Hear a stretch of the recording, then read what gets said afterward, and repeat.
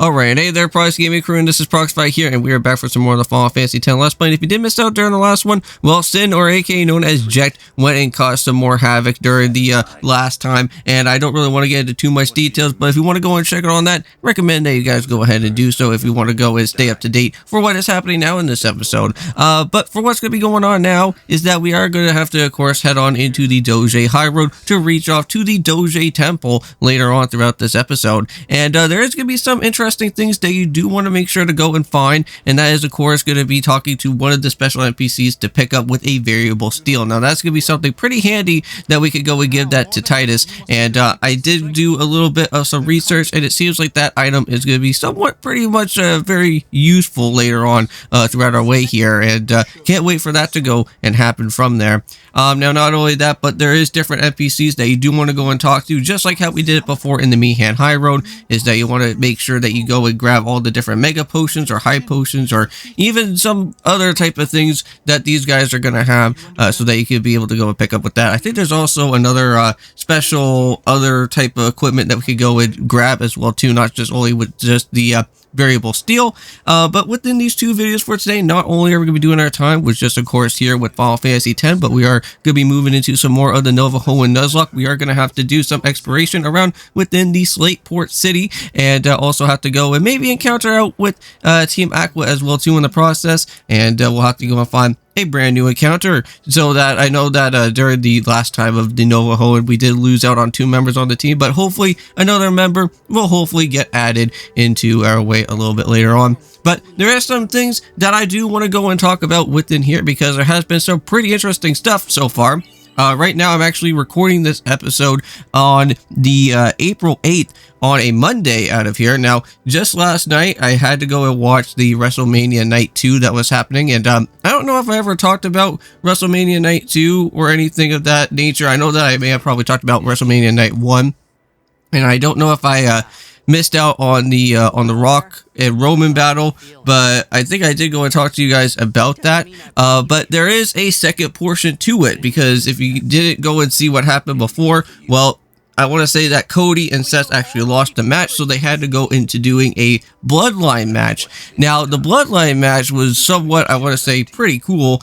There was a lot of different returns happening. Now, if you guys haven't went and checked it out, I believe Undertaker just went and returned. John Cena also came back. Seth Rollins, out of all things, also showed up in his Shield outfit and tried to even put a stop to the situation for what was going on with Roman, and that didn't really plan out in the way that it should be. But either way, Cody still won, and it was really cool to go and see, and it has been a very big WrestleMania moment for that time to even happen. Now, not only that, but the one thing that was a very big swerve that I was so surprised to go and see was that in WrestleMania Night 2, I don't know if you guys watched the very beginning of it, but there was that CM Punk on commentary with having Drew McIntyre and Seth Rollins out here, and oh man, I have to say that match was really cool, and it went really well so far. But later on, at the very tail end of that match, like, Drew finally got his win that he finally deserved, right? He finally got the actual title in his hands, but all of a sudden, out of nowhere, you get to go and see that Damian Priest, out of all people, had the Money in the Bank contract still in his hands, right? Because, like, he hasn't even used it yet. And he finally showed up, but during the process, before Damian Priest even showed up, I believe, what was it? Drew McIntyre was just taunting CM Punk on commentary for like almost like 2 to 3 minutes. And finally CM Punk just had enough and literally whacked him with his what was it, like his bracer or whatever they had, like for his arm because of his injury and something. Like, literally knocked him out or something like that happened there. And then Damian Priest finally showed up, literally threw Drew McIntyre into the ring, and all of a sudden, they finally, like, the ref went and counted the 1, 2, 3, and Damian Priest got the actual, he went and completely stole the complete spotlight out of Drew McIntyre, and he got the World Heavyweight title. Like, that was pretty crazy.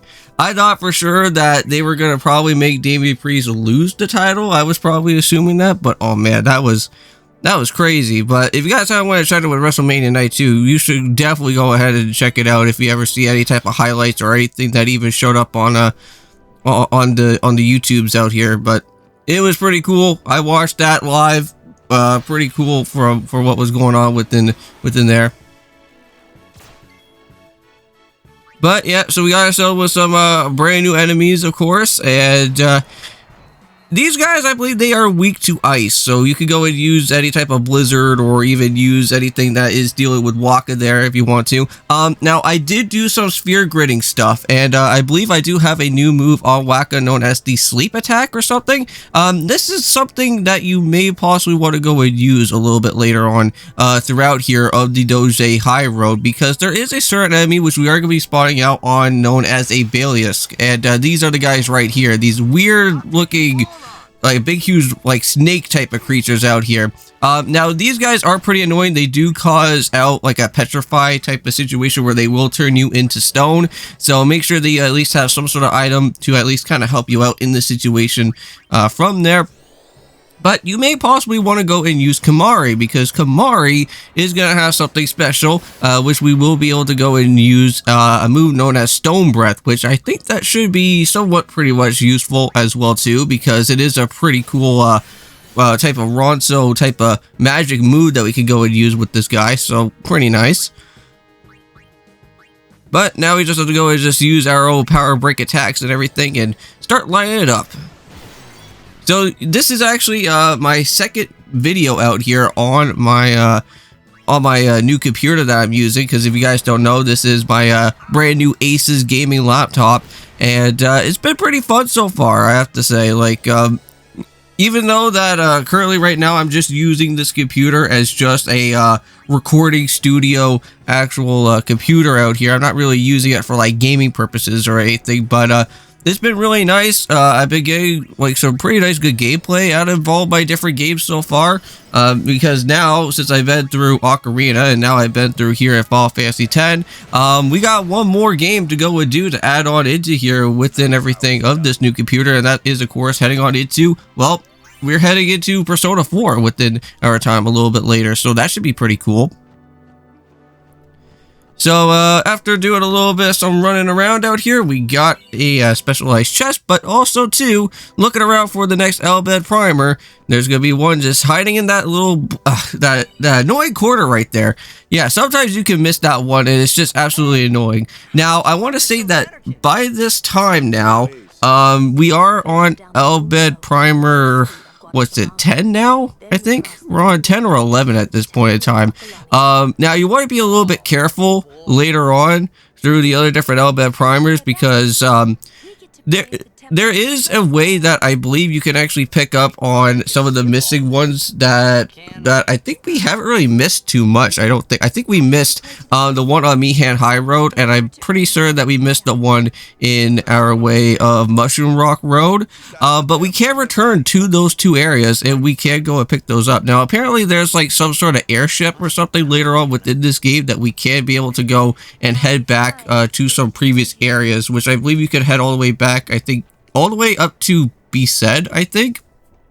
But during your travels, there is a point in time where if you do lose out on some Elbed primers around a place known as Home, I think there's an area known as Home, and then there's also another one known as like Belleville or something, or Ballville. I forget what the other town is known as, or the other area location is.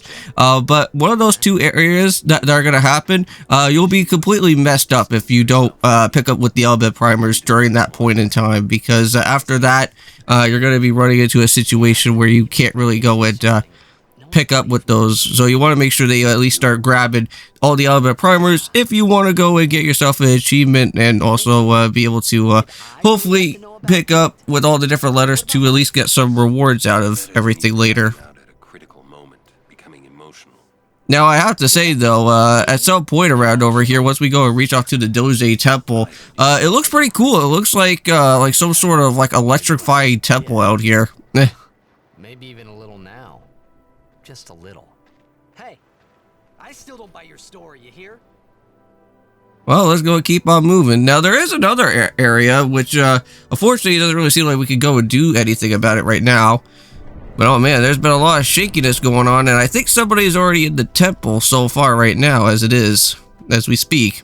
Yuna, it is good to see you and your companions We get to see another chocobo once again. Yeah, hopefully we could be able to ride some more chocobos later. Like, I think the only time that we were able to ride some chocobos was during the time of the Djose Highroad right now. But I know that at some point we are going to have to, unfortunately have to pay out some money here. I don't think we'll be able to have any more free chocobos at all for the time being. It was just only a one and done thing, and that was about it. This is our just reward. Alright, let's keep on moving ahead. And I think this is where the temple is going to be showing up right here. It is. And somebody's already inside it.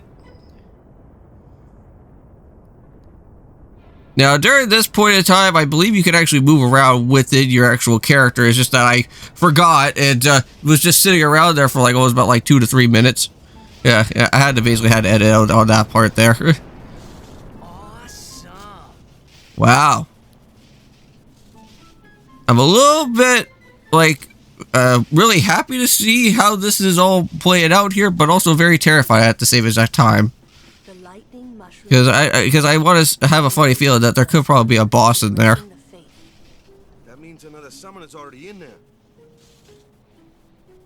Another summoner? Well, it could be. You never know. But anyways, we're getting into the 10-second mark, so I'm going to go and count this as an outro. So see you guys in the next one. And, of course, peace.